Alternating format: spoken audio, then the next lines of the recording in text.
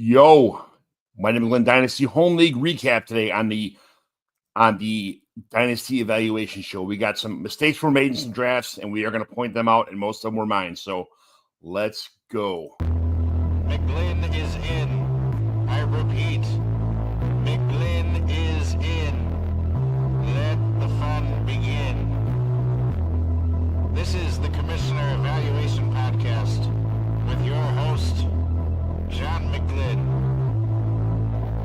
Is that Herms? He got them guests on the Rolodex, stopping by to talk about some Dynasty superflex. Everybody, yo, commish is in. It's time to sit down to listen to John McGlynn. Yo, who we trading, who we fading, who we getting off the squad. Knowledge never overrated, playing for number one. Hey, yo, McGlynn is in. It's time to let the fun begin. It's the Commissioner Evaluation Podcast with John McGlynn.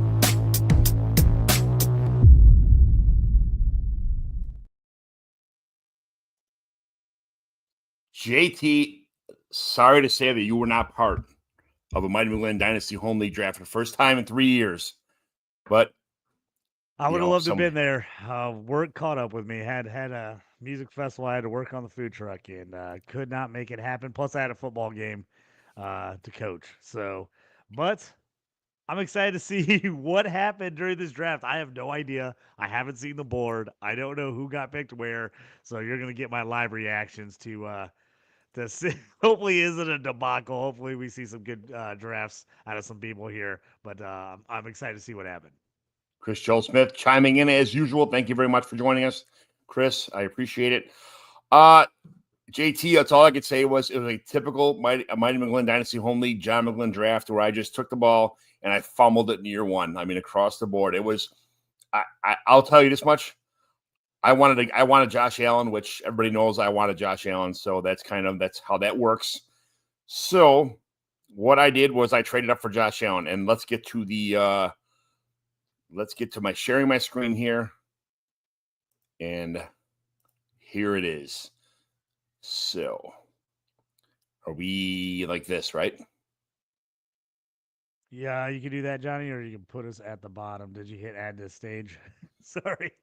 We're going to get it here. Add to stage. There you go. There you go. There we go. Whatever's easier to see. I'm not sure which one ends up being bigger or better or brighter, but here we go. All right. Better. Let's do that one. We'll go that way. This is pretty good. I'm going to have to do some functions on the screen itself. So let me get to this. But anyway, this is how the draft went. Okay.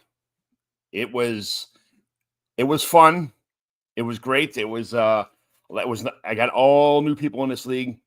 So first of all, let's go over like who was in there. So there's a Dynasty G-Gen regular in here. There is a whole lot of Rob Wozniak from Fantasy Life's in this league. He's been wanting to get one for a couple of years. He finally threw in the towel and said, "Hey, let's go. I'd like to be in this Mighty McGlynn Dynasty Home League." So Rob Waz is in here. I'm sure you know Rob Wozniak. So then Streets, you met him at the Chicago draft. I'm sure the in-person draft. Curdy's a regular for the Dynasty D-Gen crew. He's part of the crew here. Andrew Loophole. He's I think you met him also at the Chicago draft. My brother-in-law, Dan Conwell. His name's Dick Fours. Nick Scripps' brother, Anthony, who really took me to the cleaners in this draft. Well, a couple people took me to the cleaners in this draft. When we see the actual trades that went through, bro, it was bad. But anyway, Chris Joel Smith is in another Mighty McGlynn Dynasty Home League. He helped me find a couple people in here. Curdy's buddy, Mike Greco. My one of my home league nemesises, Bob Kroll, Creep, is in this league also. I got Chi-Town Cheese, a Northside guy. Him and Waz could have drove up together. Monsters in the Midway is the last one. Another good player, another good Dynasty guy. So what we did was we set this league up. We voted for a date, and we started the draft. So I'm going to go on my phone here. And I guess I'm going to have to move things around because this is our draft board. Okay. So I'm going to go with Streets' draft first. Okay. Look at this. Look how nice that was. All one row, up and down. Okay. From 1, 1, 1, 2, 2, 1, 2, 3, 4, 5. Nothing happened, right? Let's go to my draft and look at this board. Look at this monstrosity. I was John, it's like I got to try to figure out how to put together who you have because you're all over the place. You love making the draft day trades. I did make a trade. Anthony had Josh Allen. He had to pick number 2, okay? And Street said, hey, I have Josh Allen in too many leagues. I'm not taking him this year, just an FYI, which kind of like, okay. Then I do at this point in time, Josh Allen will be number 2. I traded away, which at this point of draft, I always pick 108, okay? I traded my 108, my 25 second, my 25 fourth, and my 25 eighth. I moved up to 1, and then I got his second, his fourth, and his eighth. So we kind of just traded for these picks. So in reality, I got Josh Allen. I got Trevor Lawrence. I traded with Waz for Caleb Williams over there. I got Colston. No, what was his pick? I traded Waz more picks to get where I'm at in round 4 or 5. And then I got DJ Moore at pick 7-2 from Anthony, which kind of just shook out there. But, man, if you look at this, what do you see? What's the big McGlynn debacle that happens every year here is I took too many quarterbacks way too fast. And if we get off of my team here, I took Caleb Williams, and I'm like, I'm never going to get Trevor Lawrence or a third quarterback if I wait too long, which if you look at this draft board, I could have waited for Kyler Murray, which I didn't want. I could have had Cam Ward as my third quarterback, start out young. I could have took Jared Goff. I could have waited till round 7 to get Dak Prescott. I could have waited till middle of round 6 to get Baker Mayfield. I could have got in round 9 Tua Tagovailoa. I could have got Stafford in round 11. I don't want Richardson or Milroe, these guys that are going over here. Even Daniel Jones is a starter, and Aaron Rodgers in round 16. But holy cow, Russell Wilson's even started this year. He went in round 17. But you know me, I like starting quarterbacks. It's a super flex dynasty. I want guys I know who are going to play. I got a lot of faith in Trevor Lawrence going forward. I've had a lot of faith in Trevor Lawrence the last couple of years, and he has kind of shit the bed. But I think Caleb is due for a humongous year this year. I think these are the 2 biggest risers is Caleb Williams and Trevor Lawrence. I did not want to lose the upside of these guys. I don't see the upside in any of the other quarterbacks after this draft that I see in them. Maybe Dak Prescott, but I think Baker Mayfield's due for a little regression because he lost his offensive coordinator. Bryce Young, he's all hype. I'm not a big fan of Jackson Dart, who went in like the 7th round. Was I in the wrong for taking 3 quarterbacks in the first 2 rounds in a dynasty startup? It's not usually suggested, John, but I've seen you do it before. I've actually done it once or twice myself when it's a lot of quarterbacks have come off the board and I'm looking at the guy who's sitting there and I'm like, would I rather have my third quarterback locked up or, an low end RB2 or 3? So sometimes I've done that too. The biggest question is going to be what happens with Lawrence. Obviously, you and I are both T-Law fans, but he's fallen big time in drafts this year. So the question is whether you could have probably waited on him and still got him a little bit later. I think you probably could have. It just depends on who's in your league and who they like, because obviously me and you are always fighting over Lawrence if we're in the same draft. But if I've been in quite a few drafts where he's fallen pretty far in startups this year, just because people are kind of out on him. So I've been grabbing him late. Caleb Williams is a toughie. I think sometimes you can get him a little later, but being a Chicago League draft with a bunch of Bears fans, you almost have to draft them this early or you're not going to get them, especially where you were at. Like you were like with all the trades you made, you're like, if I don't get them now, I'm probably not getting them. So I do think that was probably a decent spot in a super flex to grab him that early. So let's talk about the guys I could have gotten. We'll get to the running back situation later with you going 3 quarterbacks first, but yes, it is a questionable strategy. I know you love to lock up QB, especially in startup. You want to make sure you have QBs for a couple years out where you're not chasing. Yeah. And I can understand that strategy because I've been in leagues where I'm literally chasing a second QB in a super flex for years, and all I end up doing is over trading first and second round picks for middling old quarterbacks who I get like half a season or a season out of at best, and then I'm upset that I traded away my picks. Dude, last year I lost this fantasy Super Bowl in 2 leagues because I had no quarterbacks left. Dak went down, Trevor Lawrence went down. My third, I forgot who my third quarterback was in those leagues, but somebody got hurt in the middle of the season. I don't remember who was. I don't know why, I can't remember. But it might have been Tua. I don't remember. Yeah, John, I was the same boat. I had 2 leagues. I was the number 1 team going into the playoffs. I had 1 league, and I had Fields, Tua, and Hurts, and all of them got hurt. Even Hurts then kind of didn't do a lot at the end when they were winning. So I got crushed in the Dynasty playoffs. Ended up finishing 3rd, even though I had the number 1 team all year, highest scoring team, best record. Fell apart because I didn't have any quarterbacks. Another league, I was the number 1 team all year. I had to make a trade because at the end, all my QBs again were hurt. I had Trevor Lawrence was hurt. I had Anthony Richardson, who ended up getting yanked for a little bit for Flacco there during the playoffs. I ended up having to make a trade, a first-round pick for Sam Darnold, just so I could have 1 starting QB in a superflex league for the playoffs.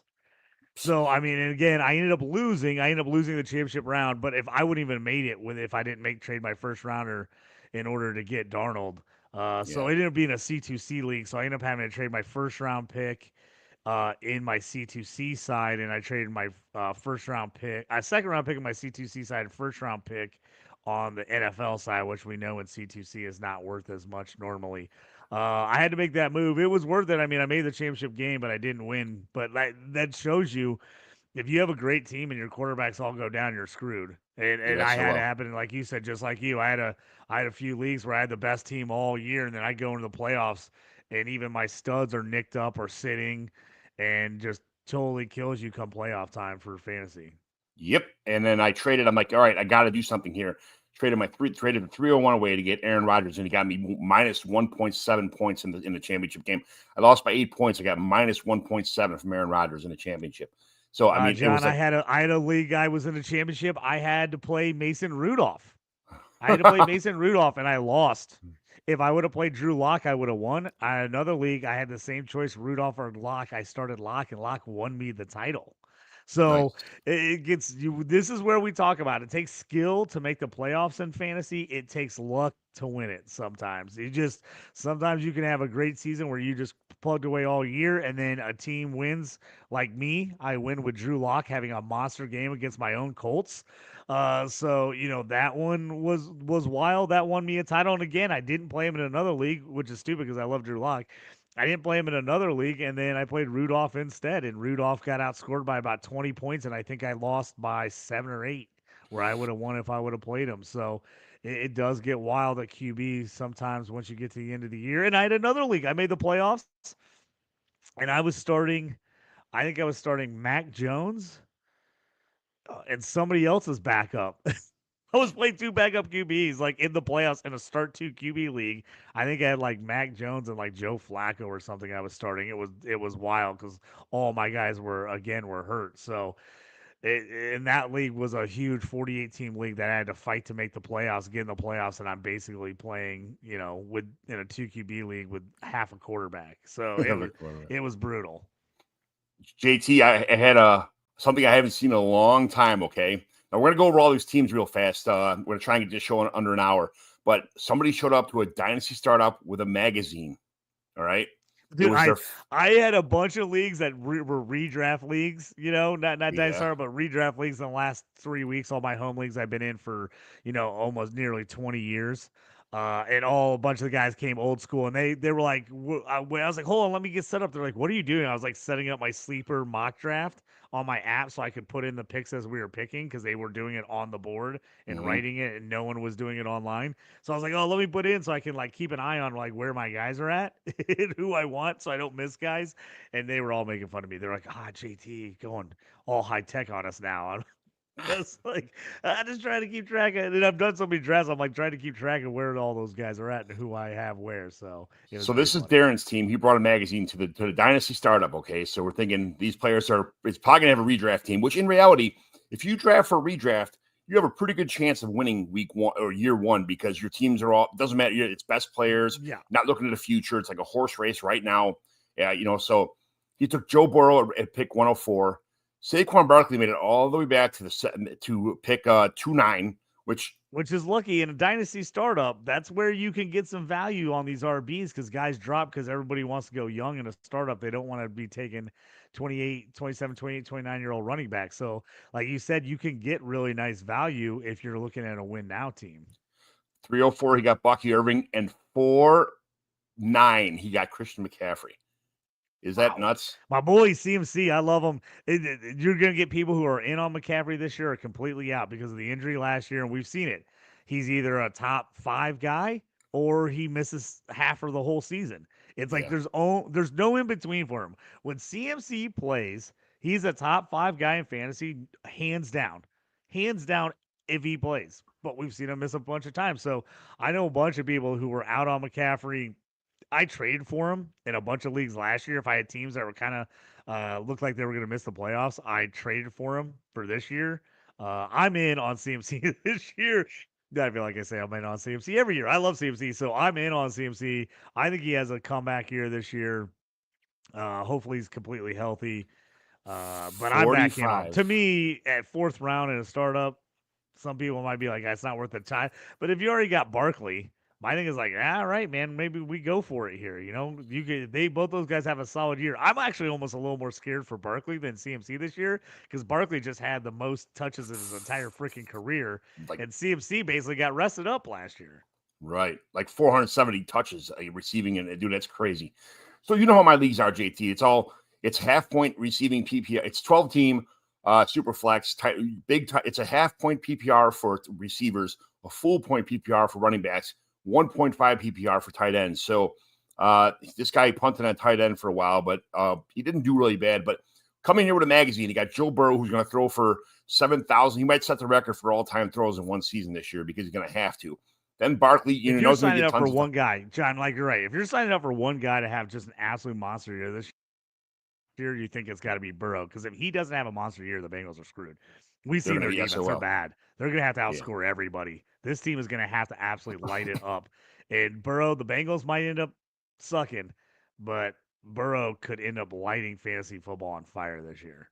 Yeah. So I mean, you got Burrow, who might set the league record ever for passes. You get Barkley, who might have over 430 touches again. Bucky Irving, big fan favorite. If he has a good season, stays healthy all year, he could have a big year. If McCaffrey's healthy, right off the bat, these top 4 players are. I mean, if everything goes right for this guy, the sky's the limit as far. I mean, he's almost in winning contention. But it's start a quarterback, start 2 running backs, start 3 wide receivers, but it's only half point PPR for receivers. And then you start at 1 tight end, 2 flexes, which it'll be 3 next year when it expands to 30 players and 30-man rosters and an extra flex in the starting lineup. Then he took Evans and Worthy, which Evans, man, he is on the decline as far as I'm concerned. I mean, I know he got 1,000 yards, but 1,000 yards was cool when it was like 13-game seasons. It's not that cool when you play 17 games anymore. You know, it's like 45 yards a game or something. It's, you know, it's not the end. He's not what he used to be anyway. Worthy is just part of an offense where I think any one of those guys, it's almost like best ball guys on that team, especially Worthy, who's a speed guy on the outside. Jackson Dart is my second quarterback. It's kind of scary to me. I like the guy, but I mean, I hope he does well. Pacheco, you are in or you are out on Isaiah Pacheco. I am out. I just think he's not the pass catching guy that you need, especially in a high reception for that. Jaden Higgins, that was he's compared to this year's Keon Coleman, some people say, but I still like him. I don't care. I like him. I don't love him. It would be nice to have my team. Jacoby Myers just asked for a trade this morning in recent news, so he might have a new home. Maybe he'd be a primary wide receiver somewhere. Debo, that's kind of 11-4 for Debo. What do you think about that? I think that's pretty good value, right? Debo's another guy. He's just ADP wise has just been dropping. It drafts. People are just kind of scared about him. They don't know what he's going to be on a new team. I like him in Washington. It's good offense. Hopefully, looking at what they have, I think Terry McLaurin just signed this morning, so I think they're good with him. I think Debo could be a great number 2 behind McLaurin. With you got Debo, you got Ertz. The running backs, they don't have they still got Eckler, but they don't have a bunch of pass catching running backs. So it's good. I think Debo could be good in this offense. I've been snagging him in a bunch of spots. Him and Jacoby Myers back to back are just two of the guys that are the cheapest. Like, I mean, just as far as guys that give you good value and score you fantasy points, but go pretty cheap. Both those guys have been good.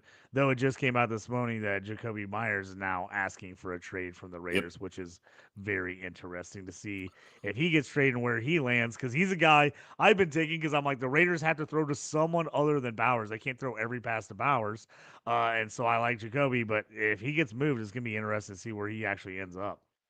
That's where Michael Mayer becomes a big value. Then I maybe he told gets my him. son. So John, a little quick side note. I had a best ball league, the one that I lost in the semis when I was loaded. I was trying to go for back-to-back championships. All my QBs were hurt. Got my son and my girlfriend's son to join our Dynasty Best Ball this year, which I know you're an anti-best ball guy league, but got them to join because we had a couple guys short. We were getting late, and we're like, hey, man, we really need to do the dispersal draft and the rookie draft. Rookie draft starts tomorrow. I had him because this is a pretty high-end tight end premium league. I told my son to grab Michael Mayer and late. I was like, grab him. I was like, I think he could be great, especially in best ball where you don't have to start him. If he Yeah, just has good games, he automatically counts. I was like, dude, I think he's a great best ball player. So I had him. Just a little story about him. I had him pick him pretty late. I thought it was a good move. what percentage of what percentage of the offense do you think he would get if Brock Bowers went down? Like what? I mean, he wouldn't be. You can't replace. It's like replacing Michael Jordan. Yeah, he I mean, wouldn't I be a mean, not one that for big, one but replacement, but I think he would. I still think people are down on him, but I think he's one of those guys. Like, what is he? Is this year 3 for him? Right? yeah, I think so. And he I sat think out this the whole is last year with some stuff going on. Yeah, I mean, I just think he could be a really good weapon. Because again, I said like Bowers is not a traditional tight end, so it's not like oh well you can't play Mayer because you got to play Bowers. No, you can easily play both those guys. If Myers gets traded, Mayer's gonna be, I think, even worth more. I like Dante Thornton. Everybody's wheels up on Dante Thornton right now, and I like him, but he's a real big deep threat guy. He did not run a lot of other routes at Tennessee, as we've seen as the past is the case with a lot of wideouts for them with the offense they run. But I don't think you can just count Thornton all of a sudden as Myers just replacement. I think Michael Mayer gets some work, man. I could easily see him averaging close to 10 plus points a game, especially in higher superflex leagues. Because I think you could get 4 catches, maybe 5 catches for 40 to 50 yards out of him on Yeah. a kind of semi-regular basis. I definitely need. They're throwing a touchdown here and there. I think he could be serviceable for sure. All right, we got to talk about the players that we are actually talking about in this roster now. Me and you love to go out down the rabbit hole. We're not. We got Michael Mayer talking about Deebo Samuel and Jake Ferguson. So we gotta stick to the script here, okay? Deebo Samuel, Jake Ferguson, Xavier Legette. Here's where it starts kind of falling apart here a little bit. Jake Ferguson, I like him. I mean, he's just an average tight end. I'm glad if he was going to get a tight end, I'm glad he waited and took Jake Ferguson because you can get anybody around this area. It's not a big deal. Legette, man, I like Legette, but at the same time, I'm not really sure what his ceiling is going to be. I love him. He was never a number one in my eyes, but I think he's going to be a really good number two. Then he took Joe Mixon at round 14. Right? What? 14 is interesting because like McMillan here with him, I like that for him because I think Legette is a better wide receiver too. Absolutely. And I think Bryce Young now you'd hope they're done with the Andy Dalton experience and Bryce Young's the guy all year. And you think this team's going to be losing a lot, so they should throw a lot. So I like Legette's upside. ADP for him, man, the value is all over the board. There's very few people still on Legette. Like a lot of people are way off him. I got him cheap a lot last year. I know you did too. In a startup, man, he's a guy I would take, but I'm probably waiting as long as I possibly can because I just would assume almost no one else was going to take him, and I would try to get him as late as possible. Because I mean, you look at the people that went the same round with him. I mean, you got Trey Harris going that round. Ooh, I'd much rather have Trey Harris than Legette. Godwin, Cooper Kupp, so some older guys. Christian Kirk, you just don't know. Christian Kirk's go. My favorite guy, Woody Marks, going that round. Shaheed that round. So again, you got some. It's that's not a terrible spot to take him in, but it's not bad. Joe said Joe Mixon placed in the NFL out at least the first 4 weeks. Don't see him on the top half of your draft board, though. Yeah, we just went over Mixon here. So, yep, he's at 14. I think I agree. That Mixon was a big question mark for a while now for people because they're like, hey, what is this situation? I'm a Woody Marks guy. I love Woody Marks. I took him literally everywhere. I think I had 2 leagues I didn't get him in, and somebody knew I liked him and sniped me. Is the only reason I didn't get him. And that's another one. My son in best ball, I had him grab Nick Chubb late in a draft, which I think in this kind of context, when you only need a guy for maybe a year, it'd be nice. But anybody who's Joe Mixon, man, I'm feeling for you right now. Yes, Chris Joel Smith. Joe Castleman and his wife made this cheeseburger soup one time when Chris Joel Smith came over, and he cannot stop talking about it. So I think it's the hilarious. Greatest cheeseburger Got soup you've ever had. Yes, that's what he said. I've never had. I like Kenny Walker, man. The health is always going to be an issue, but Kenny Walker, I feel like is a pretty good value right now. I'm going through these lists. I'm going through trying to find people and stuff, and I go through here and I find out Curdy lives in Shorewood, which is like probably 3 minutes from he probably walk to my house to watch football games on Sunday. It's awesome. You can find like the 8 of the 12 people here live within a couple miles from my house. So it's it ends up being pretty nice. A lot more people to come to the garage. Joe, get ready. You might have a packed garage all year this year, upcoming. A lot of beers to be drank this football season, okay? Thursday night, Sunday night, Monday night, all day long. Even college football. A lot of you guys play C2, so it should be fun. But Joe loves the joke. So let's get – so I stopped at Mixon there. We at 14-9 Mixon. That's pretty much – and a 25-round draft, so it's a little bit past the halfway point. But, I mean, it's worth a stab anyway. He might get something toward – if you are in a playoff run – Mixon comes back in round 9, 10, and he actually starts getting tons of touches. I mean, you just bought yourself a free running back. If somebody's been on the IR, you get an extra spot on your roster. Plus, you got Mixon to come back for a playoff run. Why not? Tyler Algier, 15. Alec Aomanor at 16. Then you got Batman, Rashard Bateman at 17. Romeo Dobbs, I mean, fan favorite. Green Bay Packer cheesehead favorite, I think. But, I don't know if he's ever going to pan out. Zach Ertz is a second tight end this late. That's pretty big value, right? Yeah, especially with how this is more of a win now team. Ertz is the guy that, everybody kind of counted him out with Benson not being there, and then Ertz was their second leading receiver last year. I mean, so I think I've been getting him late in drafts just because the value. If you're waiting on tight end, he was a top 10 guy last year, and he's being drafted really late, especially in Dynasty. People are like, yeah, they're out on him because everybody thought Ertz last year was 4 years ago. So, I mean, it's like everybody just assumes this is the last one, and he keeps chugging along. Right. Keaton Mitchell, Emmanuel Wilson, Luke McCaffrey, Malik Willis, Tyson Bagent there at 24-9. I should have took Tyson Bagent when I was... You not getting Bagent to back up Caleb Williams is a huge mistake. Dropped the ball. Big time. Drop the ball on that one, dude. You have to, because we've seen Bagent, man. The guy's a stud. I like him. So he's actually a guy that I think if Caleb Williams goes down, is he Caleb Williams? No, but he's a guy that knows the offense, and I think he actually is good enough to be fantasy relevant. So I have him in a lot of long, big benches, big leagues, like 14, 16 team leagues. I've got him all over the place stashed. Even if I don't have Caleb Williams, I got him stashed just in case. All right, so here's how mine paid out. Okay, I got Josh Allen, Caleb Williams, Trevor Lawrence, and then I got Ibuka and Colston Loveland. At this point in time, I saw, okay, shit. I missed the entire 4th round pick here. I got 2 fifths, but I missed an entire 4th round pick. That sets you back. 3rd and 4th, yeah. So I'm like, I got 3 picks in the first 2 rounds, so I don't really care about the 3rd. The 4th, I gave up the entire 4th. Then I had 2 in the 6th, and I didn't have a 5th round pick. I got DJ Moore, and I'm like, you know what? I don't know why I took DJ Moore there, but I wanted to stack with Trevor Lawrence. I already had Colston Loveland. At this point in time, I should have gone all younger. So I said at that point in time, here we go. Matthew Golden. Again, I lost another round of picks. And then I got Elijah Arroyo. For some reason, Shakir just seemed like a value in round 11, almost 12. You can help the stack, John. I know you. You're like me. Sometimes when I see that stack, I can't help but take the stack. Even if there's somebody else I like there, I sometimes have to talk myself into the stack. Once Kincaid was gone, I'm like, shit, because I really wanted Kincaid. Golden was the last opportunity I had to take Kincaid. And it came back around all the way to my brother-in-law, Dan Conwell, took him at like 9-6. So I was like, shit. Then I just, all right, I'm going to switch to Arroyo or somebody like that at that point in time, which you know how much I like Arroyo. So yep, I know you do. I took Shakir. Then I started, okay, I had no running backs. I got Sampson, Woody Marks, Taj Brooks. I took Gadsden, another tight end, just with some upside. My guy. I love Gadsden. I love him. Devin Neal, James Jones, Jerome Ford. Just he was sitting there. I had no choice but to take a You can't help it. You Jerome like Ford. Jerome Ford. Marshawn Lloyd, if he ever gets healthy, as soon as I took him, the whole room was like, "Oh, he's never going to be on the field." Blah, blah, blah. I'm like, "Shut up!"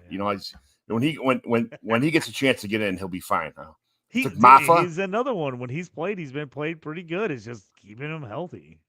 I got Maffa, which I think this is points per carry, points for first down, points for all that stuff too. So if anything happens where Dallas switches to Maffa at some point in time this season, as like kind of like they're just early down back and goal line back, he could be a value. I like Phil Maffa. Gunnar Helm, I say what you want about Gunnar Helm. He's going to have an opportunity. I like Chig, but I think Chig's kind of showed himself. I try to trade for Chig all over the place, but I don't know what they're going to do with Chig. I have no idea. But Gunnar Helm, I think if he gets an opportunity, he's on my team.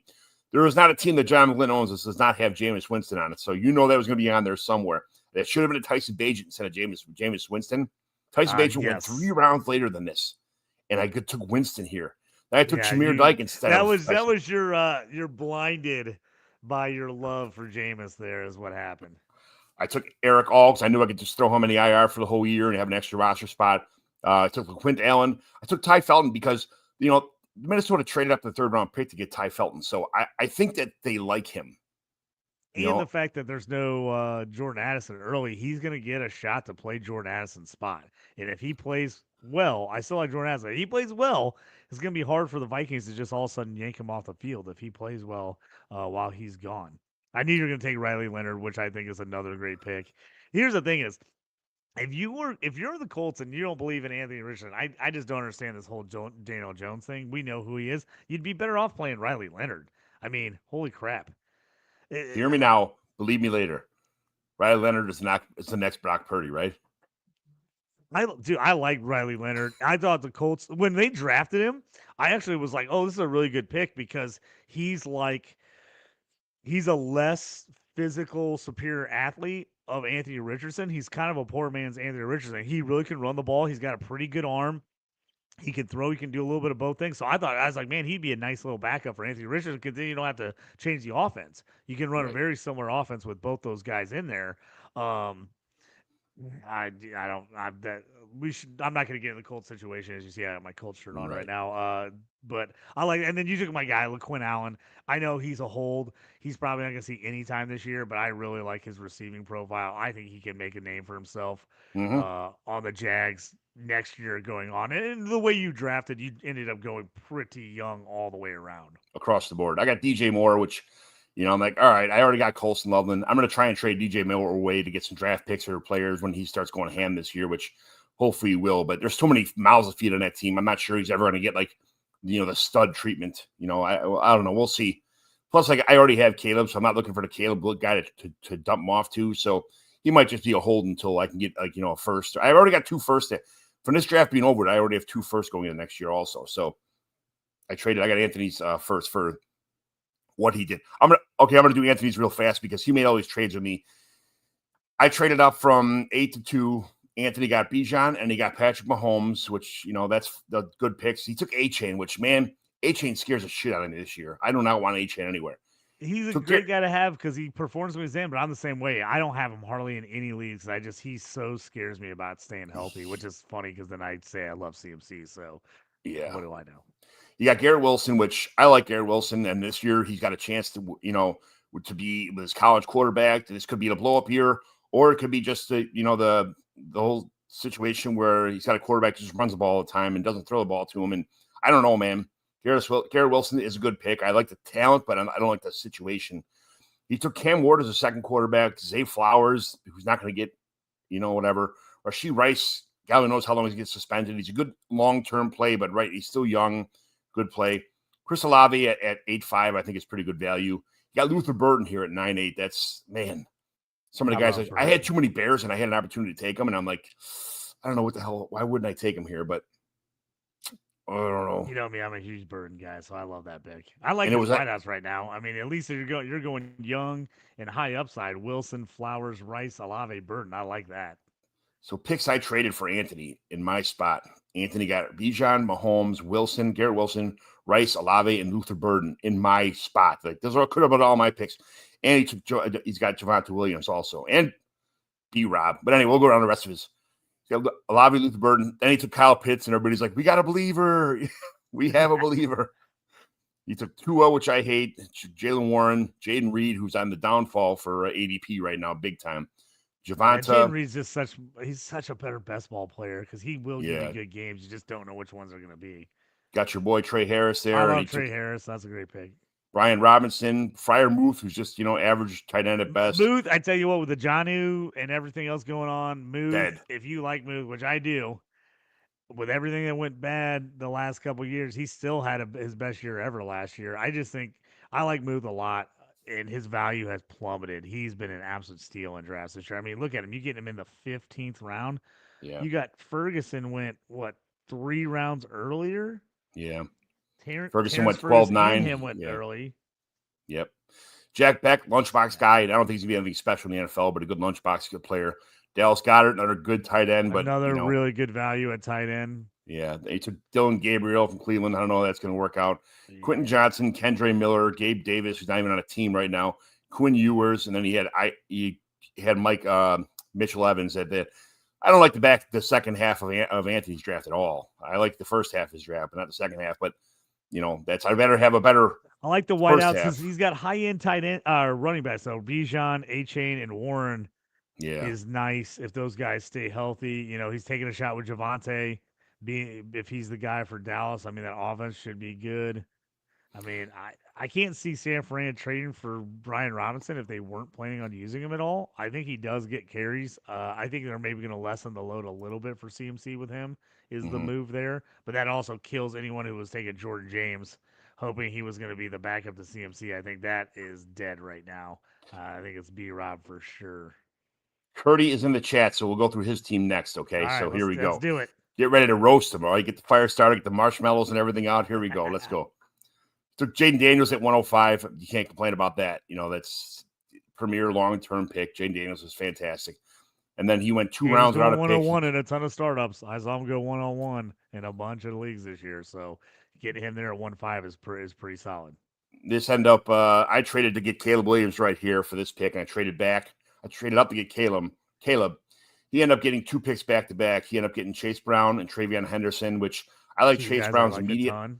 I like Chase Brown's redraft value, not his dynasty value. I'm not a big long-term Chase Brown fan, but Travion Henderson, I like him long-term. I like him right now. I like a lot of Travion Henderson. So really high tight end receiving scores in this league. So both these guys are going to get a ton of work on that, as far as I like that. I like Chase again. He's my guy. Trayvon, I would have grabbed JT there if it was me. I would have gone JT, then Henderson probably.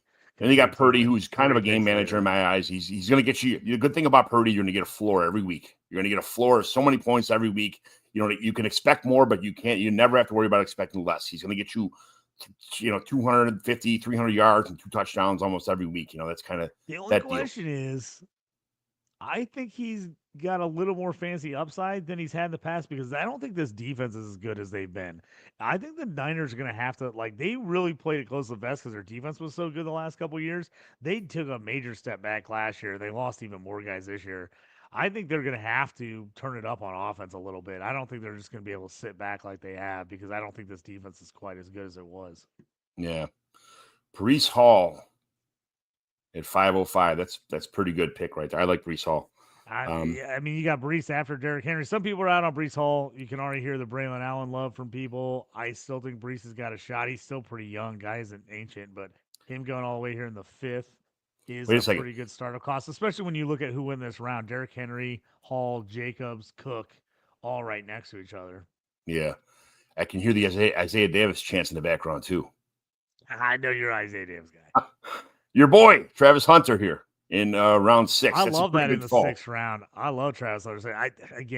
People are questioning in IDP leagues, he's a first rounder for me. But in this format, a little bit lower, but man, he came off the board after Abuka, after Trey Higgins, just before Worthy, Flowers, DJ, Devontae Pickens. That's a pretty good spot for him. Dude. That's probably where I probably would. In round 6 in this mode. I would have been right in this area with him. In round 6 and 7, he got Travis Hunter, Jalen Waddle, and Jameson Williams, all within 1 round. That's That's pretty good, right? That's sniper kind of moves right there. That's pretty good. I like those, getting those 3 wideouts and then adding Tyreek's the older guy, but could be could blow up this year for you and help you big time. So I actually like where he did right there with those wideouts. If you were gonna wait, like which he did, he went 2 QBs and 3 running backs to start. Yeah, You could have gone a lot worse as your starting wide receivers, waiting absolutely. till the 6th to even take a wideout. So I like what he got there. He got better Good wide strategy. receivers than I have, and he waited till the 7th round to take him. Yeah. So, who would have thought Tyreek Hill was going to like the middle to the late 8th round? Like the problem is the volatility. We know he can play, but we saw whenever Tua got hurt last year, basically fell off the earth, and then he's in the news every day doing something stupid. Yeah. Whether it's him or someone else, because again, once people know they can get you, they just come after you. So the worry with Hill is like, is the other shoe going to drop and he's going to get suspended or arrested for something, and it's going to be a nightmare. So again, especially in a dynasty startup, I mean, I don't have any problem taking him in a redraft league this year because, like, hey, I'm just getting this year out of him. But a dynasty startup, you definitely do not want to overspend for him, because if he buries you in 2 years, he pulls an Antonio Brown, and all of a sudden he goes from an elite player to out of the league in 2 years. You're like, oh, which happened to me in a startup a couple years ago where I was still drafting, AB at the top, and then he ended up getting traded from the Steelers, and it was all downhill from there. Got sniped out of Hampton too. Let's see, where did Hampton go on this board? He went right before Brown, so that's why I was gonna say. I saw Curdy there. I was like, I bet you he had his eye on Hampton and Henderson, the 2 rookies, which I would have absolutely loved. Like I said, I do love Chase Brown, so I still don't mind that pick. But Hampton, Henderson, and JT would have been the 3 guys I would have taken first before I took Chase. Though I love Chase. I think it's funny because he was the one that said, "Hey, can my buddy Mike Greco jump in this league? He's a good guy. We're in some leagues together." And what happens? The pick right before his Ryan Andy gets sniped. It's like that's usually how it works, John, right? I will say it till the end of time. The smartest person who ever came up with it. No good deed goes unpunished. It's just the way it is. It's the life circle. You do something nice for somebody, you do something, you get burnt by it. It happens all the time. Yep. Andrew just jumped over from Twitter. Good times yesterday. Andrew was super awesome meeting. He was so excited to put stickers on the board, be part of his first dynasty startup, like in-person dynasty startup. Andrew, was super awesome meeting you, man. It was super awesome meeting you. And Chris Joel Smith was one of the people that recommended you, and so did Waz. So, some good friends in here you met at the Chicago draft that recommended you. So it was super nice having you, man. It was awesome. Great dude. McBride 52 had these hamburgers that were like a pound hamburgers, and it was $6. And they came with like tater tots or fries. Dude, it was absolutely amazing. And the beers, I had about that's the greatest deal of all time. I don't $5 know how getting away with selling that for that. That's $5 Blue Moons. I was paying. My son was a sticker bitch, so I was paying for his beer too. Well, he's bigger than me. All right, he's like 6'3", like 280 or something. But we had $128 bill on $5 Blue Moons and $5 and $6 hamburgers. It's like, dude, how do you spend $128 at a bar like for 5 hours at a draft, like on Blue Moons? No shots, no whiskey yesterday, JT. Aren't you happy for me?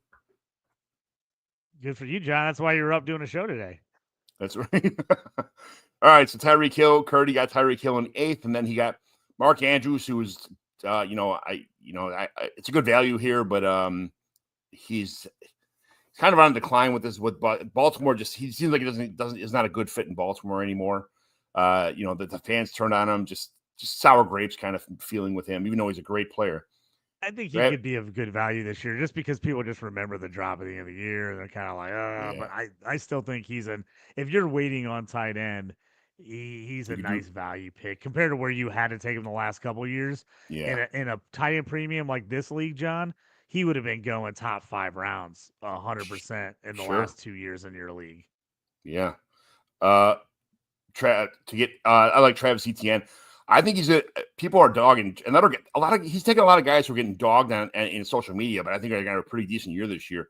Etienne, Jordan Mason. I mean, taking him in the 10th round is, if you're going to wait that long, again, I tell people I'm not out on a lot of these guys as long as I get them at the value where they're at. Like, I'm just not taking him in the 1st or 2nd round like he was going the last couple of years. Like, in the 10th, I'll take a shot on him. I love Jordan Mason. I actually think this is a really good pick. He goes 2 picks after Aaron Jones, who he's going to be on the team with.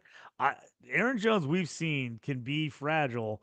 I like Jones, and I think the Vikings like him too, but I think they're trying to keep him healthy, and that was 100% why Jordan Mason got brought in.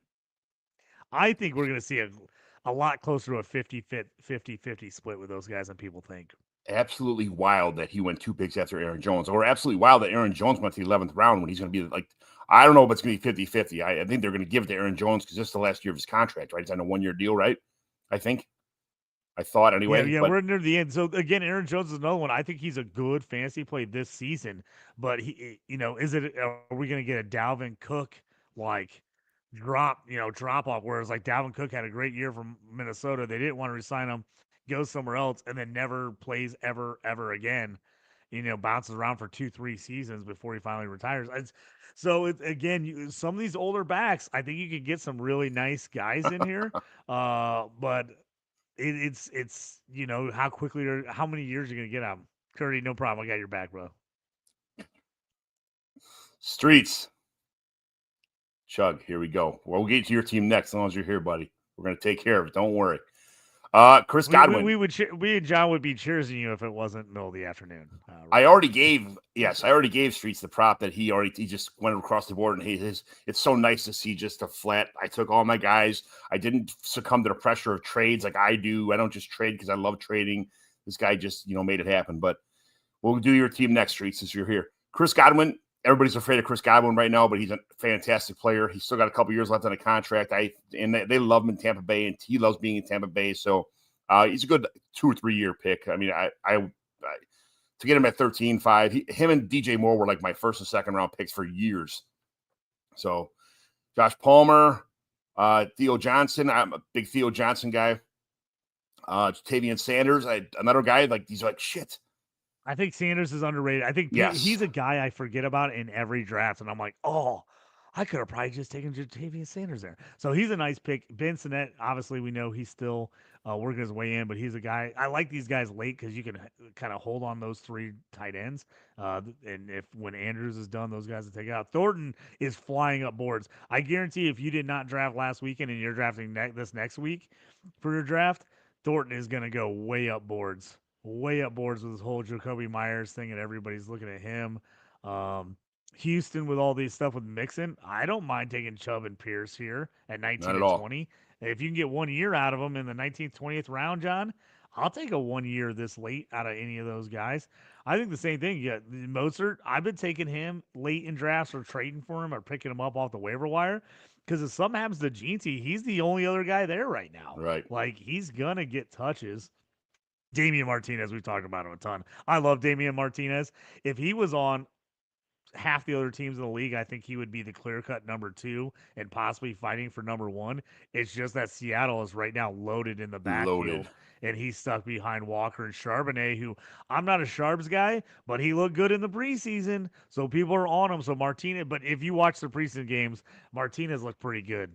He looked pretty good, man. I think he's going to eventually be relevant, especially for a guy that I was shocked went in the 6th round. I thought he was much more of a late 3rd, early 4th round pick in the NFL draft. I couldn't believe he got to the 6th. And I think Elijah Moore is like one of my favorite dart throws. He already took Palmer earlier, so I like Moore as a dart throw. One of those guys has a shot to be pretty relevant for the Bills offense this year.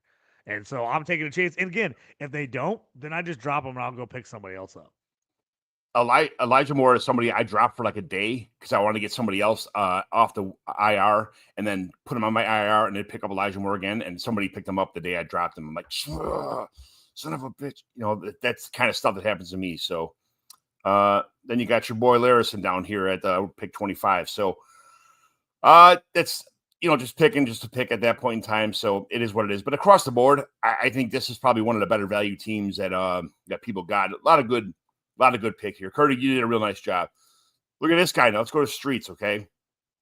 Lamar Jackson. First thing he said, I got too much Josh Allen. I'm going to take Lamar Jackson this year. And Anthony's just got a fucking boner because he's like, he knew that I was going to just take a full, fat, hard one right down the throat and just have to trade up for Josh Allen. John, here. So this is the perfect example of if you're in Dynasty startups or in Dynasty leagues and you know the other people in your leagues well, you can totally use it to your advantage. I know he knew as soon as he heard that, he was like, oh, I'm going to trade with John here and I'm going to totally get whatever I want for him. That's the move. I mean, that is the move. That is just smart dynasty play. That's just smart moves. Look at that. Yeah. Just making the move, knowing you have a guy that really wants a guy and work it to your advantage. That is, to me, that's what it's all about, being a GM of a fantasy team. He was in my garage. He took a picture of that box, and he's like, "If I'm going to take Josh Allen, it's going to be my team name, my team symbol is going to be that Josh Allen. If you don't trade up for him, that's got all under your skin. You're like, nah. Oh, I can't look at Josh Allen on another team all year with a guy pushing it in my face." And the worst part about it was, I probably would have felt better trading up to one with Streets and getting not having to give up as much. But when he said that, and Anthony was standing right there, I'm like, oh, fudge. Now Anthony knew he had him by the short and curlies for the whole draft, so it is what it is. Then you got Puka, you got Nico Collins, you got George Kittle, Derrick Henry in the 5th round. That's in this kind of league where it's points per carry, points per first down, points for touch long plays. Kamara, 6'12". That is a deadly combination of if Kamara and Derrick Henry stay healthy this season. I mean, you're looking at top 5 running backs probably. I love what he went here because he just said, "I'm going for it this year." I mean, this is a absolute pure win now team in a dynasty startup from the one, which you almost never see, John. Right? Usually, if somebody's picking high, they're taking all the young studs. They're going, "Oh, I'm going to take Daniel over Jackson. I'm going to take Daniel," and you start seeing guys do that. He went purely one, especially with the turn move here, where he knew he could get back-to-back guys. I love this because Nico Collins and Puka right at the top. Kittle, which if you missed out on McBride and Bowers, I think Kittle is clear cut. To me, I know Laporta's out there and I like Laporta, but I think Kittle is the best win now aspect on there. Then you had Henry and Kamara, great Dak, who is falling down boards, but I think Dak is in for a big year. I love the Pickens move for Dallas. And wait, hold on one second. Streets, there was no McBride took at 210, and then there was no tight ends taken for 2 full rounds. And right before Streets goes Laporta and Warren, and he's like, I mean, Kittle's a nice consolation prize. You're still in that top tier guys, but what a shit, And then Loveland was the next one, but well, I mean, waiting that long though. But I'm saying for him to wait that long because McBride went right in front of him, and then to still get Kittle because you went Laporta, Warren, and then Kittle fell to your lap. I like Warren and I like Laporta. Again, long-term dynasty, probably they're the better choice just because they're younger. But with the way this team built, and he took Kittle and then going back and get Henry, Kamara and Henry right away. At that point, I'm like, you'd almost rather have Kittle than Warren or Laporta because you are such a win-now team now. And this is all my bonus points are for 300-yard games, 400-yard games, long touchdowns, first downs, all that. He's got Lamar Jackson, who's going to run and throw and do everything. He's got Prescott, who's going to probably throw a little bit less yards than Joe Burrow, but for the most part, be a absolute fantasy stud this year. So then you got Sutton. He easily could have a 4,000-yard season in him. I think Prescott is going to put up. If he stays healthy, I think he's going to have a huge year. Sutton, Tracy. I mean, you got the Spider-Man meme with him and Scatterboo. I mean, I don't know what's going to happen with them. I'm not a Tracy guy, but everything I'm reading from camp is saying it's his job. It's his job to lose. So I was a Scatterbo guy. I thought he would beat him out pretty easily, and everybody's saying Tracy looks really good. So I could be completely wrong on that. I like the Courtland Sutton move. I really do like him. And then again, you're staying with the win now, taking Sutton and Ridley. I mean, Ridley. There's a legit chance for Ridley to lead the league in targets this year. There really is. There's nobody else on the team. Bad. They're going to have to throw the ball a ton. If I'm Cam Ward, I'm forcing the ball to Ridley nonstop. Yeah.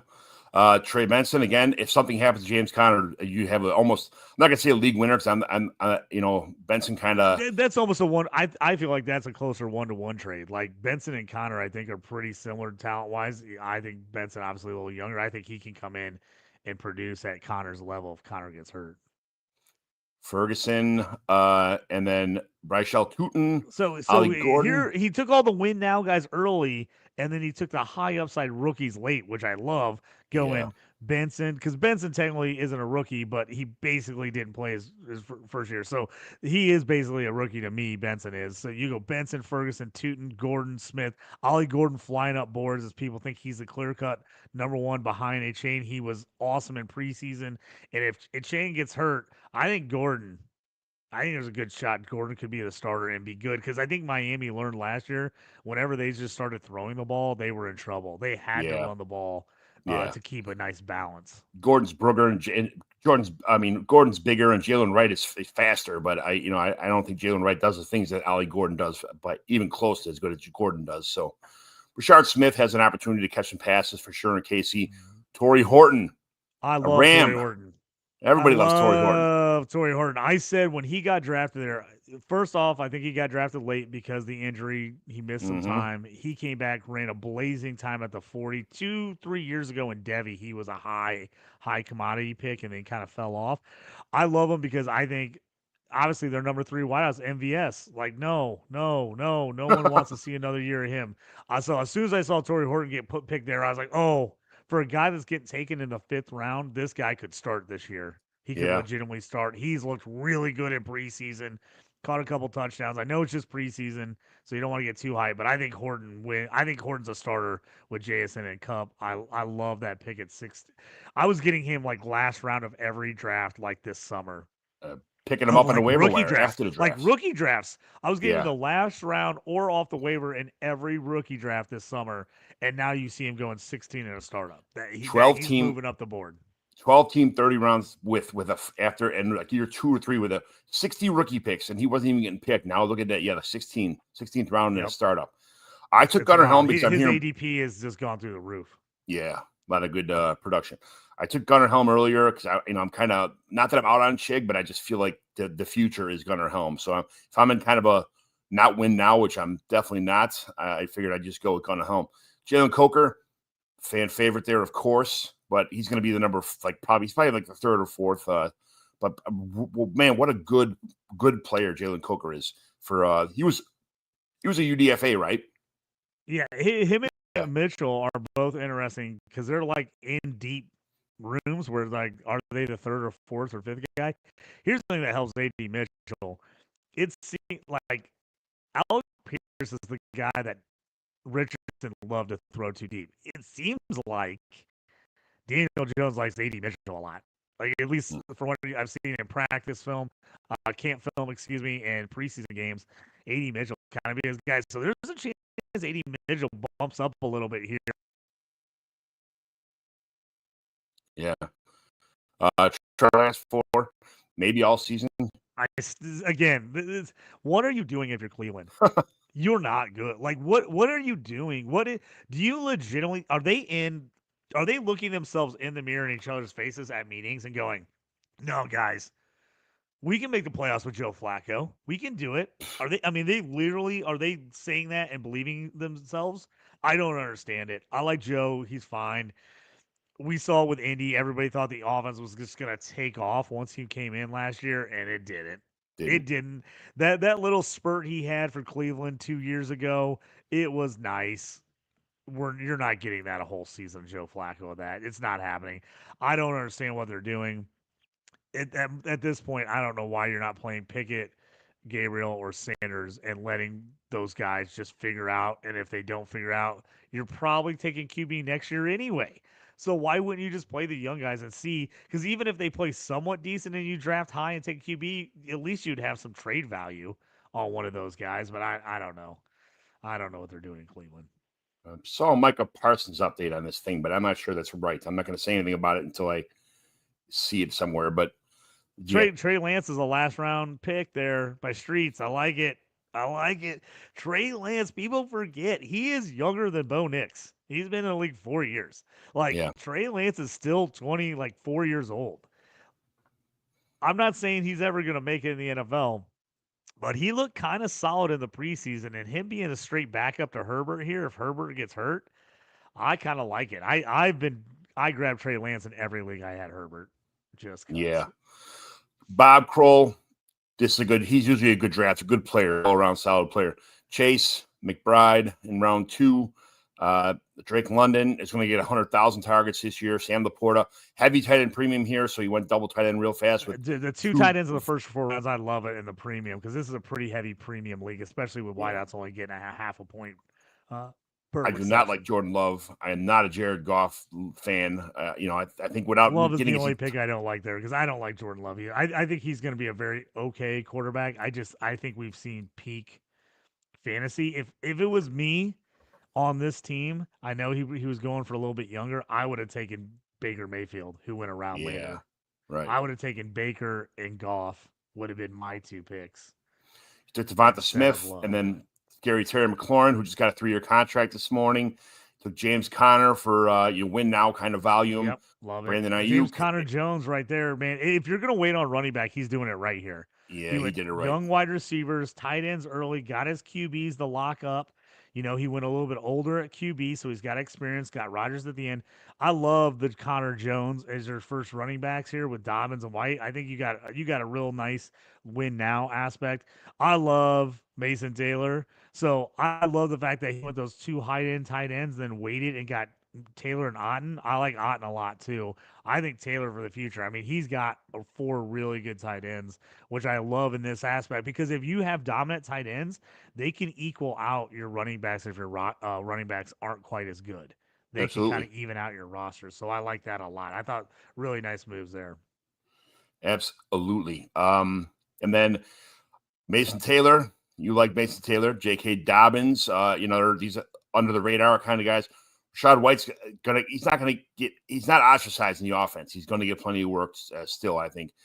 Cade Otton, and we always talk about Cade Otton in the show. He's the definition of under the radar. Just a guy who goes out there and plugs and plays. Great pickup. Rodgers, I don't want to see your face again. You cost me a championship. You're minus 1.7 versus Bob Kroll, who took him this round 16, of course. Rico Dowdle, Jarquez Hunter.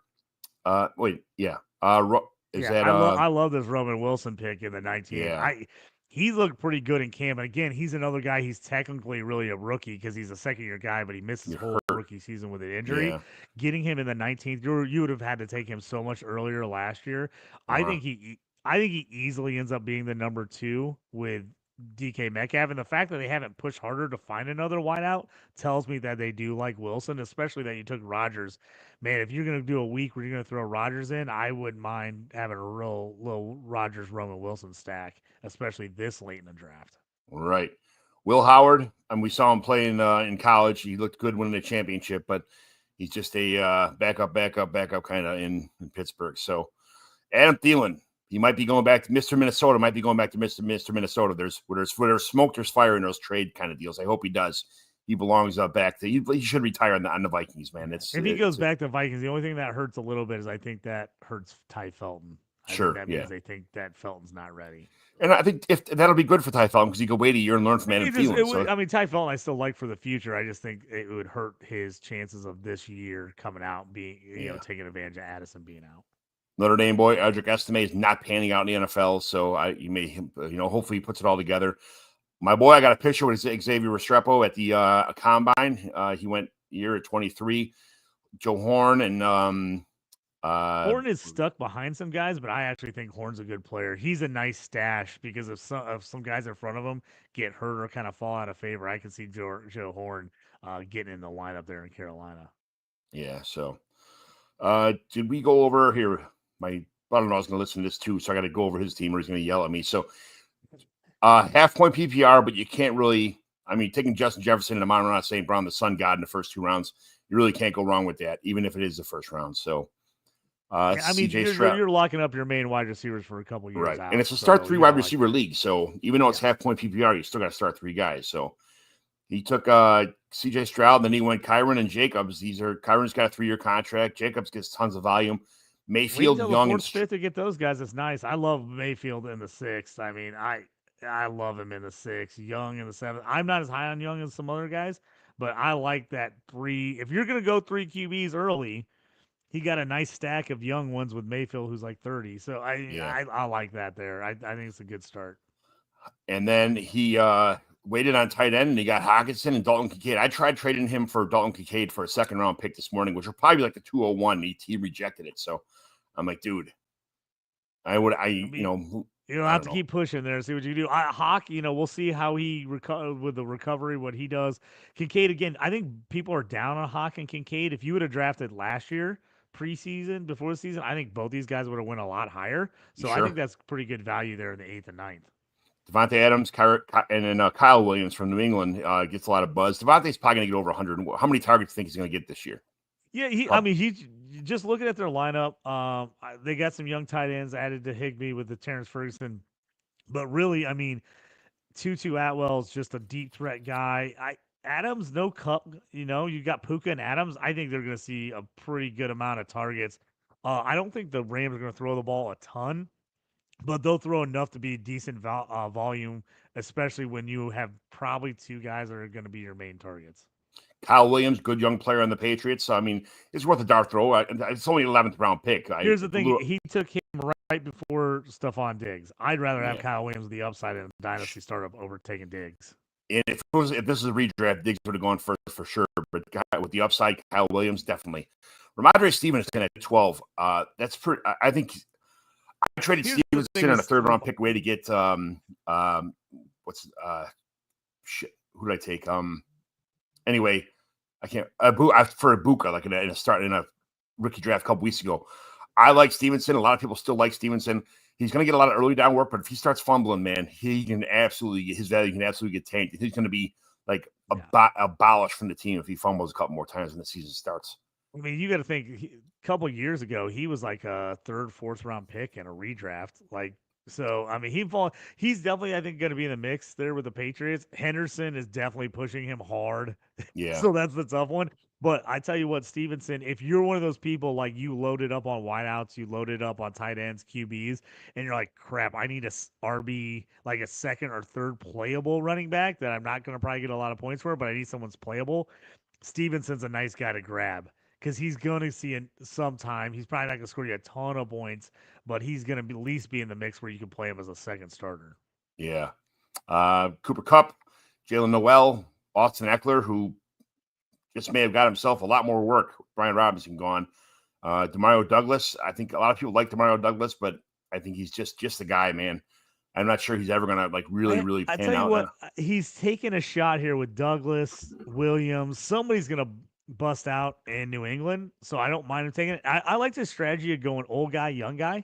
You know what I mean? Vet and rookie. So, I mean, he went, you look at it, you go up, John, a little bit there. He went Adams. Look at him. He went Adams in the very next round. He took Williams, came back, took Stevens, then took Kupp, the older guy, then came back and took the young guy in Noel. Took Douglas, who's a vet, came back 2 rounds later and took Royals. So I like how he stacked the vets with the rookies in there. Nice little mix there at the end of the draft. And getting Juwan Johnson and Schultz, they're 2 guys people have just completely forgotten about, but are going to see some targets, especially with what he did earlier at tight end, taking a little more volatile guys.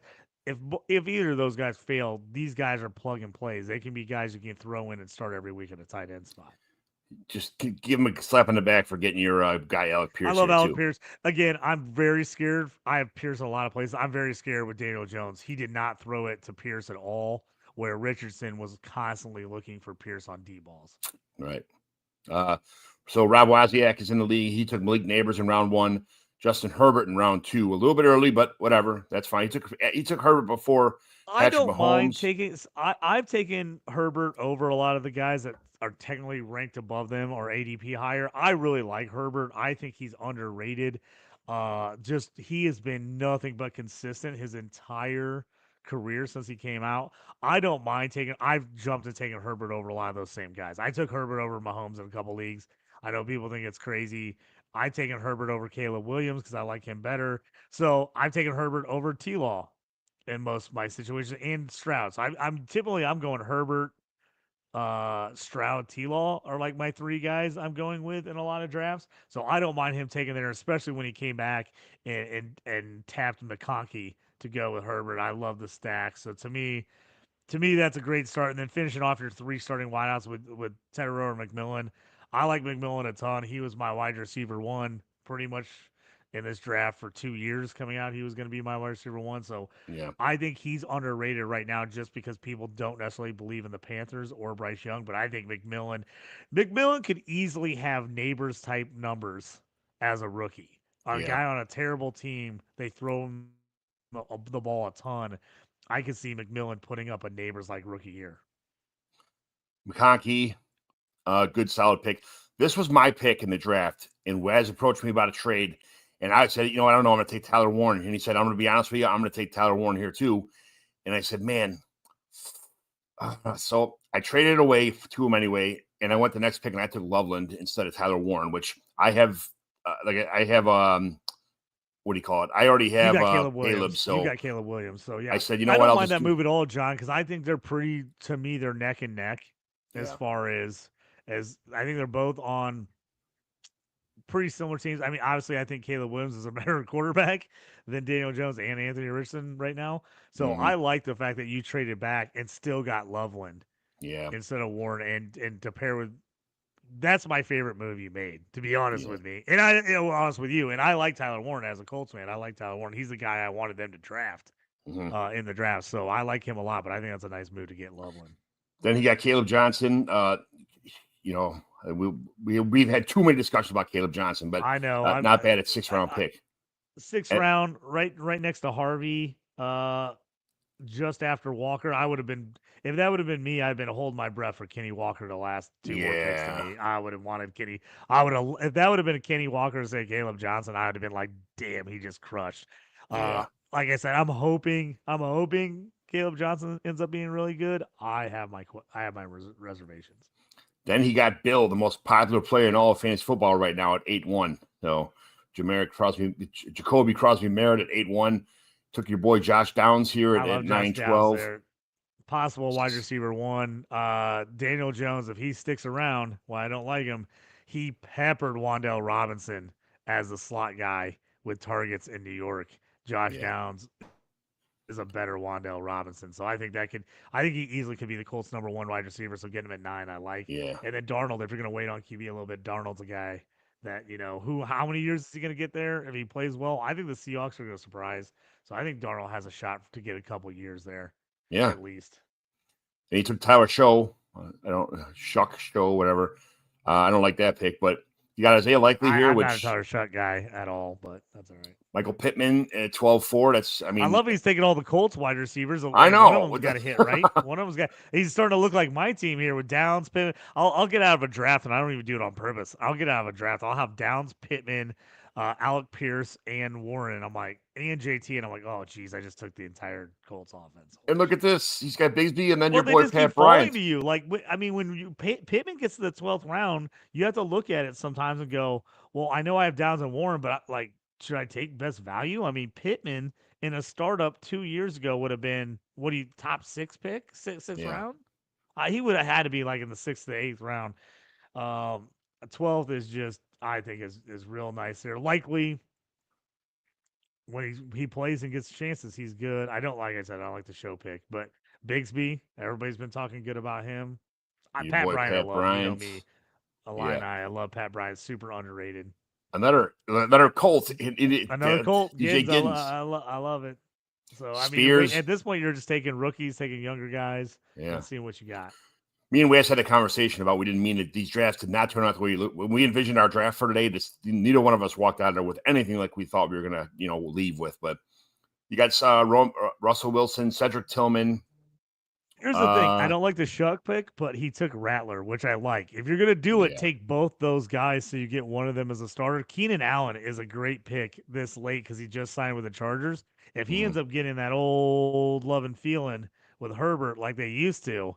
Man, that's a great pick in the 20th round, even if you only get 1 year out of Keenan Allen. If he ends up having a monster year with Herbert, he just crushed there with Allen and McConkey. Justice Hill, Winningham, Barner could be a starting tight end at Seattle, and then Devon Bailey just got traded. New Orleans don't really have any receivers. That could be a huge. That could be sneaky. That could be sneaky good. Because you're really looking at Lave. I think they thought Bub Memes was going to be that guy, but he's hurt, and so I think Bailey is why they traded for him because I think he's taking that spot. All right, let's do 2 more teams real fast. Just kidding. Yep. All right, Andrew was on here earlier. Brian Thomas in round 1. You really can't go wrong there. Genty round 2. Done. For fantasy wise, Justin Fields may not be. He's here for a good time, maybe not a long time, but he's here for a good time for sure. That's the change. That's the biggest iffy pick right there. Fields can either crush this year, for the Jets, and the Jets like him, and they keep him for a while, or they're out on him. So that's the chantiest one here. But I love the Brian Thomas GT start. That's fantastic. AJ Brown, nice pick in round 4. Michael Penix. He's another guy I'm real questionable on. If those two guys hits, he's going to crush the top of this draft. If they don't, it could get a little ugly. Yeah, you talk about Penix or Harvey or both of them? I think Penix and Fields. Those are that would be the spot I'm worried about, because right now I like his draft all around. If those guys falter, it could screw his team up. But if they end up playing well, he could end up hitting a home run with these guys. Yeah. Harvey, not sure. He's the jury's not out on Harvey yet. We haven't seen him play in the NFL. Metcalf's probably going to get in the 7th. I think he's underrated ADP right now. I think people are nerds about the Steelers and Rodgers and everything. I think Metcalf's going to have a big year. Ricky Pearsall, Tucker Kraft, Travis Kelce, Matt Stafford, Braylon Allen. That's a great pick for 12th round. Rashid Shaheed, backups with Allen and Wright. Jalen Wright, yeah. Isaac Tesla. Everybody's talking about Tesla. Round. Yes, everybody's talking about him. Everybody's talking. He's had a huge preseason. So that's a nice pick there. I remember at the combine he was going hand, like the whole crowd was like, yeah. Oh, the whole crowd was going ballistic for him. He had a whole cheering section of like 15, 20 people wearing Tesla jerseys and chanting the whole time. Jonnu, Keyshawn Butte, Kyle Monangai. Monangai, I think he's going to get some time. Troy Franklin. I'm not out on Troy Franklin yet, so I'm okay with that. That's going to be interesting how they fit those guys together. Bryant, Franklin, Cortland Sutton, and Mims. How those 4 guys kind of work out is going to be real interesting. But I do like what he did at tight end here. He didn't overextend himself, and he kind of took like value picks. Komet, I think, is a value pick. Jonnu, if he wouldn't have got traded to the Steelers, tell me if Jonnu was on the Dolphins right now, does not Jonnu go 6 to 8 rounds higher than this? Yeah. Yep. But then he got traded to the Steelers, and everybody's like, "Oh, I'm out." Oh. And he just plummeted.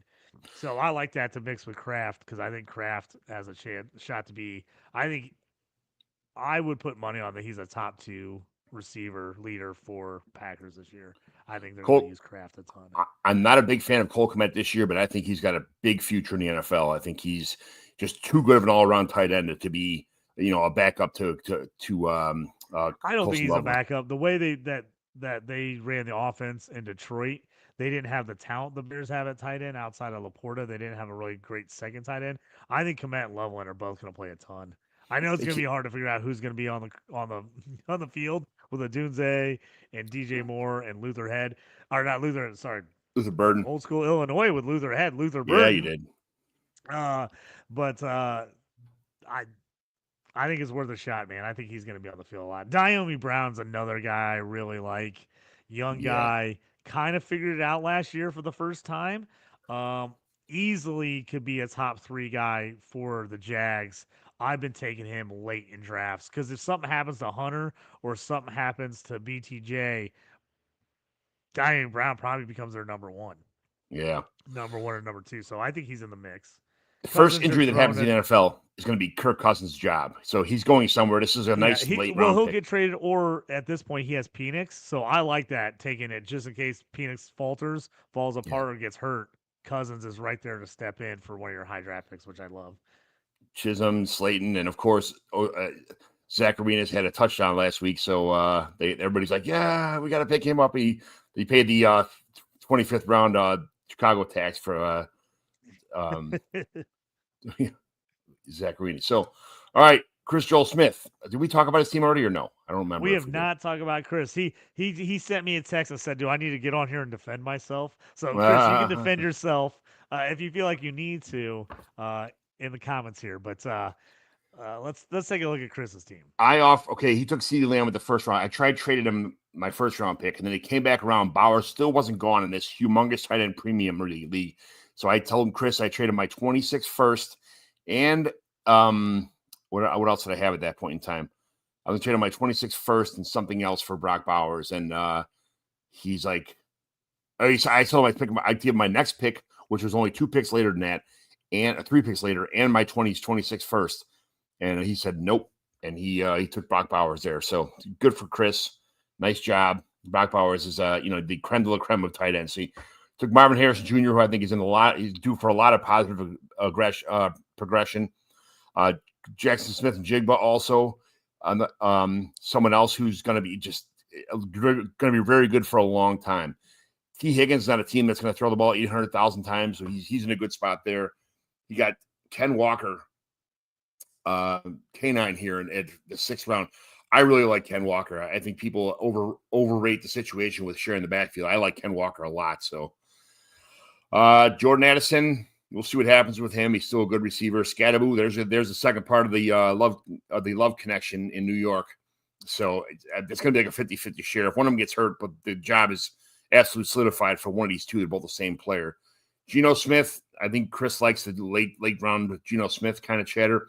And then he got his backup, Charbonnet, on the same team. So not a bad strategy, I guess, especially when you both there were two very talented running backs. And we saw what Charbonnet can do when Ken Walker's not on the field. So good situation.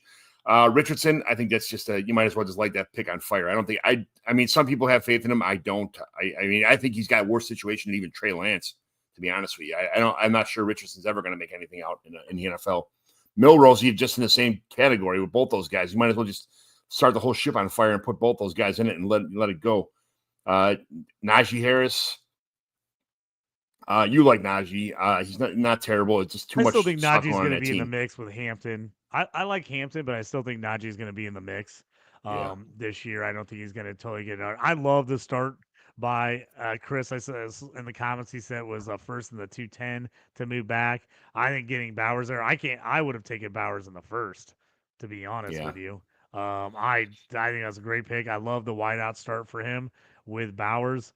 Charbonnet, like I said, I'm not a huge guy on him, but if you're going to grab him at that point to go with Walker, I think you got a guaranteed starter every week with those two. So I love that. Harris, I like. Like I said, I think he's going to be more involved than people get him credit for. I know you hate the Richardson pick, but here I like it because he actually took him and then came back and took Daniel Jones. So he's going to get somebody to start with those guys. So I don't mind that at all. Geno throwing the ball to Bowers gives you some bonus points there if you can kind of add those guys up. Milrose, obviously, a guy you're stashing and hoping maybe in 2-3 years he gets it together. But at least if you're going to take Richardson, I mean, heck, taking him in the 11th round when he was a first-round startup pick last year, you got to feel better about that. And like I said, as long as you have Daniel Jones, you have both of them, I feel better about it for sure when you're going that way. I got Riley Leonard in like 24th round, and I got the real starter for this team. So, Garendo, 15. Joe Milton. He stole Joe Milton from me. Do you believe this? The nerve on this guy? The fact that he took Milton and didn't have Dak is a little bit shocking, but I think he was stealing him from you before you could grab him. He was. Jalen McMillan, who he'll be on IR for a while, so it's an excellent bench stash for the first at least 6 weeks of the season. We'll see what happens with his neck. That was a pretty bad injury. Number one backup in the NFL, Will Shipley at round 18. If something happens to Saquon, he's the heir apparent. Apparently. Yosevas. I didn't know that was I thought it was an L. It's an IOS. Chris corrected me in the draft. It's a capital IOS. I always thought it was an L. LOS. He's like, it's not an L. There would be an L. It's an I. I'm like, sorry, Chris. So I've always said Yosevas, but I didn't know it was an I. It's an IOS. IVAS. Him and Gesicki back to back is nice because one of those guys should be their third leading target getter on this team. And again, we've talked about it. The Bengals should be throwing the ball a ton on this year. Tank Dell's a nice stash IR guy. Throw on there. My son just took him in a league to throw on the IR. Mm-hmm. Lambert Smith, Christian Watson. Man, for someone who's gone through all these injuries, he's such a good player, but he just has these injuries that he cannot shed. So at some point in time, puts it all together to be good. For him, though, in a startup is pretty good. I mean, like, even if he stays hurt, you put him on IR. If you had to drop him, you could drop him. But getting him in 23rd round is just a steal. I mean, yeah. At this point, it's worth the upside. I like Conklin. He may start out this season doing okay, but I don't think he's anything special. But it's 24th round, so whatever. And then Demarcus Robinson from San Fran. He's gone around the league. He's been on almost every team I could think of. So something's going on with him. The Niners, I think he just got suspended, I heard. Don't quote me on that. Last one real fast. Match of the Midway. All right. Jahmyr Gibbs, Bo Nix. There's your boy JT, Jonathan Taylor, Kyler Murray. What do you think about that Nixon-Murray combination, the first 4 picks? I don't know about The only thing about them, I think those are probably good. I think most people would absolutely love them. I'm a little lower on Knicks than other people, and I'm lower on Kyler than other people. I do love the Gibbs JT stack. Judkins has been a weird one. He's been fluctuating with the possible suspension. Now he's back. I bought the dip when everybody wasn't sure. I started taking him everywhere and getting him a lot later. Because in rookie drafts this summer, before everything came up, he was like a clear cut, like 1-4, 1-5, 1-6, 1-7. He was like going in those 4 picks, consistently. In startups, he was going pretty high. So him dropping here to the 5th, I like it. Swift, I think, is going to get a ton of work for the Bears. So I like him going those 4 running backs, all pretty young running backs. When JT's your oldest back of the group, I think you're in a good spot. So I love the running backs. Like I said, I don't think he did a terrible job on QBs. Those are just 2 guys that I would take Knicks, just not that high. And Murray, oh man, I just watched him play last year. He was not great last year, but fantasy upside, he still has pretty good upside. And I love the Monty pick, especially with Gibbs. I don't mind playing both those guys. So I love that trade where he got Monty. I'm still a Monty believer. I lowballed this guy today. I sent him Jerome Ford and my 2nd round pick, which is probably like the 201 for Judkins and Swift. I knew it wouldn't be accepted, but I just had to try, just in case. But I knew you had to try, is all I can say, John. You had to try. There we go. Montgomery, Coleman. Then we go to Njoku, Jennings, Marvin Mims, who I think a lot of people overrate. He took Jonathan Brooks here, which he was going to be one of my late on stash because he's still like 21 years old, 22 years old. And I know he's got a couple injuries, but with today's modern medicine, man, he can come back from that. And he was the number 1 running back in last year's draft. So that's a good stash. Even if he comes back on the stash, he was the top pick in that draft as far as running backs were concerned. And if he comes back next year and plays, even if he's not good for 2 more years, he still will only be like 24 by the time that season comes around. Like, we just had a bunch of 24-year-old running backs come out this year in the draft. So I am a fan of grabbing Jonathan Brooks and stashing him. I absolutely am on that train. I don't know if I would have grabbed him in the 13th. It seems early for me here to stash him, but I do like him. I tell you what, it's a free roster spot, though, because you could just take him, put him on the IR, and then pick somebody up tomorrow who's left over that got one of the guys who fell through the draft. Or our draft, our things open up Friday morning, I guess. So a couple days later, anybody who slipped through the cracks here, you got an extra roster spot more than anybody else. Mooney showed some flickers, but he's Darnell Mooney. He can go back to a pumpkin at any point in time. Blake Corum out of Michigan. We liked him coming out of college, but really hasn't panned out. In a tight end league, Brenton Strange, not bad. Not bad here at 16. Shadur Sanders, I don't know what's going to – I am like 75-30 in favor of just, not even looking at him in fantasy, but he looked okay for a quarter against the, future FedEx drivers, but, I don't know. He looked real bad the other day, running in circles, getting sacked, 6 times, whatever. Isaiah Bond from Cleveland. No, thank you. Chris Rodriguez from Washington, another just kind of stash. Kareem Hunt showed some flash last year, but I think he's getting the twilight years. There it is. Pick 21, Michael Mayer. We just talked about him. Great. I love it in that round. Yeah. Malik Washington, another one of me and his favorite guys. Washington more than other people. I actually think he has a shot. If Waddle or Hill gets nicked up again, I think Washington taking over the slot role for them has a shot to be decent, especially this late in the draft. I've got him in a ton of leagues because I took him late in rookie drafts and a ton of late rookie drafts for Dynasty last year. So I like him this late, especially in a startup. Getting him in that round 22 is pretty nice. Jimmy G, just in case something does happen to Matthew Stafford, you never know what's going to happen there. Parker Washington, I traded a 4th round pick to get Parker Washington last year, but I don't think he's with the addition of the second of Travis Hunter. I think that Hunter and Diami Brown hurt him. That's big time. For sure. And then Josh Reynolds. So that's Josh Reynolds is, if you're going to take a flyer on a guy who might get some PT that you can play on injuries, all right, Josh Reynolds might look like he's going to possibly start this year for the Jets with Wilson. So if that's the case, you in the last round, you got a starting wide receiver. Can't beat that. So in power rankings, okay, the way this league shook out, Anthony Script is power ranked is the number one most powerful team. This is Dynasty Nerds, okay? I am a subscriber to Dynasty Nerds. I like their stuff. I get a pretty good discount on it, so I know a guy who knows a guy. And then Bob Kroll, second, second place. Chris Joel Smith showed up like as the third best team as far as power rankings are concerned, from the number 12 spot or number 11 spot, not bad.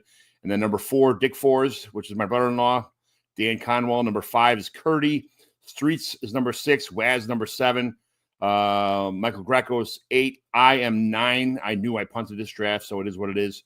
Andrew Loophole is 10. Monsters in the Midway is 11. And Chi-Town Cheese, Darren, in the 12 spot, picking up the 12 spot.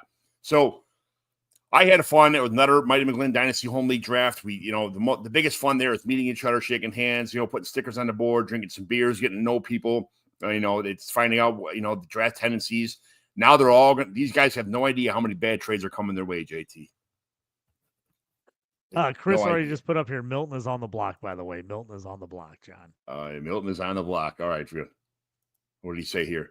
I felt I had a pretty good draft, top of draft. Thanks for the breakdown. Hey, Chris, thanks for tuning in all the time to our show. Much appreciated. And yes, so there it is. Milton is on the block. If you didn't put it, I was looking at the other screen. So, but man, thanks everybody who joined. All 247 of you guys that jumped on the screen here. So I really appreciate it. And we will talk to you guys later. Probably maybe Friday we'll have something going on. I think Thursday I got another draft with all the guys from the Chicago Media League, me, Andy Behrens, Waz, Pat Fitzmaurice, all these guys from around here. So I'll do that in-person draft also on Thursday. It's just a redraft league, which would be kind of weird. And then that's it. Friday I might have another show. So JT, think of something nice. We'll do something good on Friday, okay? Woohoo! Sounds good. All right. Thanks everybody for joining. We will talk to you later.